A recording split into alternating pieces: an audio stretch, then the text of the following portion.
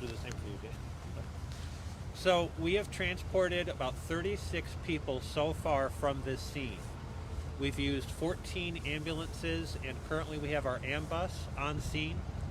The victims were taken to area hospitals based on an assignment from the Medical Command Center on which hospital was able to take the next series of patients. The serious and critical patients were taken to area trauma centers. The patients with lesser injuries were taken to outlying hospitals so that we did not overload our downtown hospitals. One of the mitigating factors here was that we almost had two different scenes. So ambulances that arrived on scene from north of the accident transported patients to hospitals on the north side of Fort Worth. Ambulances that arrived from the south transported patients to the south. This is a very complex scene. We cannot thank the Fort Worth Fire Department, Fort Worth Police Department, TxDOT. Even for the first responders here, walking is treacherous. We were very fortunate that we were able to get a couple of buses from the fire department to actually put some of the victims of the crash who were not patients but could have become patients because of hypothermia into the bus so they got out of the cold environment. That's one of the things we worry about with the first responders. So part of what we're doing here currently is making sure that we've got medical personnel here for the first responders, because this is a very difficult environment to be working in. We want to make sure that they're safe, that they're not experiencing hypothermia, so we've got some rehab capabilities for them as well, and on medical standby. Just real quick, have you ever seen anything to this extent that required this amount of med-surg?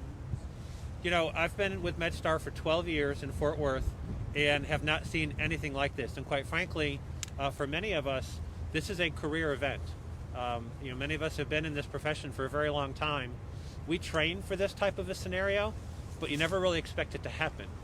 But thank goodness for the training, and I think one of the reasons why the departments worked so well together and that we were able to do what we were able to do here today and the rest of the day is because of the relationship and the joint training that we've done to be able to manage these types of scenes.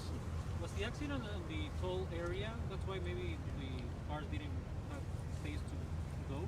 It does. I'm going to let Danny actually talk about the actual location of the crash and that kind of thing. Any more questions? Have you gotten to all of the people who've been trapped in their cars? We've been able to do some assessments of them, but we have not been able to fully get to all of the people that have been involved in the crash. And so they're still in their vehicles? There are some people that we still need to get to. And with it being so cold, hypothermia is obviously a concern. It's a concern, plus the trauma from the crash is still a concern, which is why we know there are some fatalities. But again, until we start untangling all the vehicles, we just don't know. So I can tell you that there is heavy damage, major damage to many of those vehicles up on scene. It was difficult to get to a lot of the vehicles that we had to get to. It is a very large incident, very resource heavy.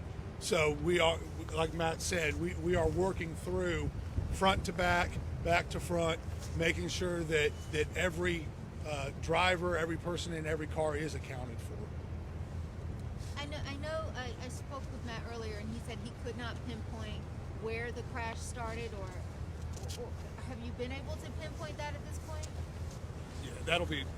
Well, first of all, I would like to ask everyone to please keep in your prayers the families who have lost a loved one in this massive fatality accident. Again, in my almost 20 years in the service, this is the first time ever that I see anything like this in Fort Worth. We have an amazing support from many other city departments, the community members, and our friends from the media. So keep those victims in your prayers. The call came in at about 6 a.m. Reporting of a major accident. And then officers responded, as well as other first responders responded right away. We had to shut down the freeway just due to the massive accident. It is going to take a long time to fully investigate the factors involving this accident. It is very important, again, to keep those families who were directly affected by losing a loved one in this tragic incident.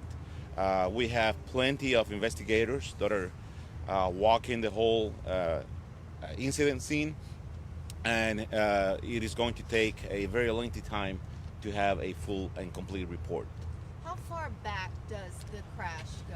From one of the supervisors on scene, he actually told me for him it looks like a mile long. So it is pretty long. Again, we don't have an exact amount of vehicles, but we're estimating between 75 up to 100 vehicles, maybe more. Again, we're going to take all the time possible to keep everyone safe, especially the ones that are still inside of their vehicles. And we are working with all the family members to reunite everyone involved with their loved ones at one of our city community centers. And with the amount of ice that was here this morning, there was really no way of preventing or avoiding this situation, it seems. Well, in the past days, we kept using our social media platforms to remind drivers, be mindful. Distance, speed, wear your seatbelt. All those factors come in play when you have even a minor accident. Now, can you imagine having this massive accident? It is going to play a factor. So this weather has not changed, and I don't think it's going to change in the next days. So please, everyone watching this news conference, keep that in mind. Stay safe and keep your distance. Slow down, please. Any first responders involved in any of the accidents? So, one of the MedStar ambulances that was responding to the scene, once they got on scene, was involved in a minor crash. They were hit by another vehicle. Thankfully, the crew members were fine. The driver of the other vehicle was fine. But that also is a reminder that no vehicle is exempt from having a potential incident in this kind of weather. So, also make sure that if you could, and there's going to be more over the next weekend, we really need to reemphasize for people to give the first responders plenty of room when they're working on those crash scenes to prevent that kind of tragedy. What community center is family supposed to be headed to? We have a Riverside Community Center, which is located on the 3700 East Belknap, which is close by the location. We're asking all our media friends to please keep those families private. Again, our first priority right now is to get them reunited with their family members, but that's where we're taking everyone there. And we're asking everyone as well to keep them in the prayers.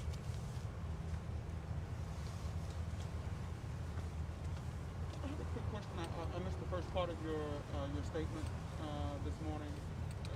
Are there any fatalities that you're aware of? We can confirm so far we have at least 5 fatalities. Again, this is an ongoing and active scene, so we'll be working with anybody else on scene as well. And you mentioned that there are some people who are trapped in their vehicles. Have you been able to make contact with those people? Can you give us a sense of how you're working through that process? Yeah, so we are going vehicle by vehicle to make sure that anybody that is still trapped in any vehicles has been extricated if possible. There's heavy damage to a lot of these vehicles up there. There's a lot of vehicles to go through. We have made our first primary sweep, and we are going to continue to work backwards. But it's going to also take moving some of these vehicles to clear each and every one of those vehicles. So it's going to be a long process. And so at this point, you're not exactly sure how many people may be trapped in their vehicles. Again, that's going to be part of us going through, and we believe that we have made contact with anybody that we can see at this point, anybody that we can get to. But again, when you see the accident scene, there's a lot of vehicles that that have some serious damage to these vehicles. Now, also keep in mind that our dispatch, our 911 call centers, it's keeping track of any other possible calls coming from the actual scene. And we all have contact with all these ongoing communications. So we're still getting some intel from inside of the incident as well. And my last question, forgive me if this has already been asked, but there had been some concern among some of the school districts here in the area that decided to stay open instead of either delaying the start or canceling school for the day. Can you tell us, has there been any communication between the local police departments, your department, and any of the local school districts in the area as far as deciding whether or not to stay open or close? Well, definitely our priority is to keep everyone safe. And if the school district decides to shut down for today and not to have any classes, the less drivers that we have on the roads, it is their decision. I also want to make a sort of a closing comment. As you heard Officer Segura say, this call came in at 6 o'clock, 6:30 time frame. It was dark, it was cold, it was freezing rain, and the fact that these departments were able to get as many people off this scene to area hospitals, to areas to be protected, was amazing. The painful part's going to be the next day as we untangle all of this to kind of see what may have happened that we weren't able to find out. But at this point, anybody who was a high priority patient or even a low priority patient has been assessed. Those that needed to go to the hospital have been to the hospital. Many people chose not to, and that's fine. They went to the reunification center. But the fact that these agencies were able to get that many people extricated from cars to hospitals into safe environments is pretty amazing. So kudos to everybody who was involved. Thank you, everyone. We will Stay warm. we will have something a little more formal later this afternoon when we get some more details, and we'll make sure you guys all get the information.